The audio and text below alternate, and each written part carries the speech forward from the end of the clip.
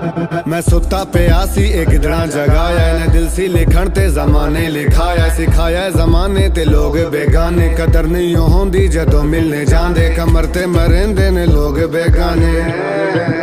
लोग बेगाने, लोग बेगाने। मैं प्यासा ते पानी सी कोल पिया, बापू तेरा जाना है रोल गया, मैं वेखिया लोकी मजाक बने दे ने, माड़े जे कपड़े ते माड़ा बोले दे, ना इज्जत ना सूरत ना शोहरत ते चांदे, सट्टो जितने पैसे मुजरा भी खांदे, ना छोटा ना बड़ा ना बच्चा ना चाचू, जिथे कोई अपने उथे मारे चाकू, उथे मारे चाकू।